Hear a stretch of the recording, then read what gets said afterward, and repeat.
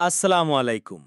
আজকে আমরা শুনব একটি সংক্ষিপ্ত চাইনিজ গল্প, যেখানে রয়েছে একটি চমৎকার ভ্রমণের অভিজ্ঞতা।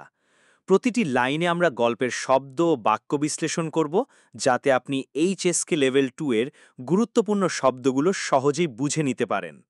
ভিডিওটি ভালো লাগলে অবশ্যই সাবস্ক্রাইব করুন, লাইক দিন এবং বন্ধুদের সাথে শেয়ার করুন যারা চাইনিজ ভাষা শিখতে আগ্রহী। তাহলে চলুন গল্পটি শুনি।去年夏天，我和家人一起去北京旅游，我们坐飞机去的。第一天，我们去了长城，天气很热，但是风景很美，我拍了很多照片。第二天，我们去故宫和天安门广场，我觉得北京非常大，也非常有意思。我们还吃了北京烤鸭，味道很好。这是一次很开心的旅行。এবার চলেন আমরা গল্পের শব্দগুলো এবং বাক্য বিশ্লেষণ করি।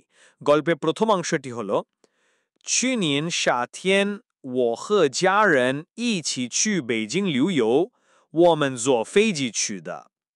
এখানে এই অংশের নতুন চাইনিজ শব্দগুলো হলো 去年মানে গত বছর, 夏天মানে গ্রীষ্মকাল, 我和家人মানে আমি এবং আমার পরিবারের সদস্যরা, 一起মানে একসাথে, 去মানে যাওয়া, 北京মানে বেইজিং, 旅游মানে ভ্রমণ কর, 坐মানে চড়া বা বসা, 飞机মানে বিমানে।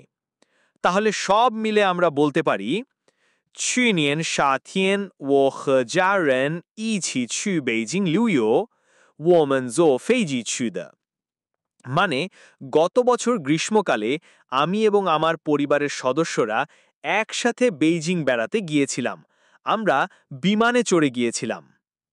এবার এর পরের পার্টে দেখি 第一天我们去了长城，天气很热，但是风景很美，我拍了很多照片。এখানে নতুন শব্দগুলো বিশ্লেষণ করি, যেমন 第一天মানে প্রথম দিন, 第一মানে প্রথম আর 天 মানে দিন, 去了মানে গিয়েছিলাম, ভার্বের শেষে ল ল দিয়ে ভার্বটিকে অতীত বোঝায়, হং, ছাং মানে গ্রেট ওয়াল বা চীনের প্রাচীর, থেনশি মানে আবহাওয়া, হং মানে খুব আর র মানে গরম, তানশি মানে কিন্তু, ফংজিং মানে প্রাকৃতিক দৃশ্য, মেই মানে খুব সুন্দর, ফাই মানে তুলা আর জাওফিয়ান মানে ছবি, ফাইলা জাওফিয়ান মানে ছবি তুলেছিলাম, হন্তোয়া মানে অনেক। তাহলে সব মিলে আমরা বলতে পারি 第一天我们去了长城，天气很热，但是风景很美，我拍了很多照片。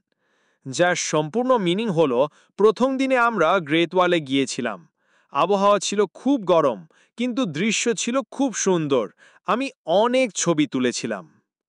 এবার দেখা যাক আমরা গল্পের এই পার্টটা কি। 第二天我们去故宫和天安门广场，我觉得北京非常大，也非常有意思，我们还吃了北京烤鸭，味道很好。এখানে চলেন নতুন শব্দগুলো বিশ্লেষণ করি, যেমন 第二天মানে দ্বিতীয় দিন, গুগং মানে ফরবিডেন সিটি বা পুরনো রাজপ্রাসাদ, আর থিয়েনানমেন গুয়াংছাং মানে তিয়ানানমেন স্কোয়ার, জুয়েদা মানে মনে করা, ফেইছাং মানে খুব বা অত্যন্ত, দা মানে বড় আর ইউইস মানে মজার ইন্টারেস্টিং, হাই মানে আরো, ছিলা মানে খেয়েছিলাম, বেইজিং মানে বেইজিং, খাওয়া মানে ডাক রোস্ট, তাই বেইজিং খাওয়া মানে বেইজিং ডাক রোস্ট, ওয়েদাও মানে স্বাদ বা গন্ধ, ওয়েদাও হানহাও মানে স্বাদ খুব ভালো। তাহলে পুরো অংশটা এখন একসাথে বলতে পারি 第二天我们去故宫和天安门广场，我觉得北京非常大，也非常有意思，我们还吃了北京烤鸭，味道很好। মানে দ্বিতীয় দিনে আমরা গিয়েছিলাম ফরবিডেন সিটি এবং তিয়ানানমেন স্কোয়ারে, আমি মনে করি বেইজিং অনেক বড় এবং অনেক মজারও, আমরা বেইজিং রোস্ট ডাক খেয়েছিলাম, স্বাদ ছিল দারুণ। এবার আমরা এই গল্পের শেষ অংশটা দেখি। ইৎসাহান খাইশিং দ্য লিউশিং। এখানে যেসব নতুন শব্দ আছে তা হলো মানে এই হয়, ইটস মানে একবারের, খাইশিং মানে আনন্দের, লিউশিং মানে ভ্রমণ। তাহলে সব মিলে আমরা বলতে পারি ইটস হন খাইশিং দ্য লিউশিং, মানে এটি ছিল একটি খুব আনন্দের ভ্রমণ।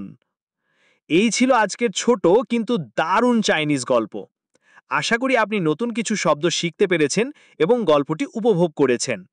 আপনি গল্প থেকে কি শিখলেন কমেন্টে জানাতে ভুলবেন না।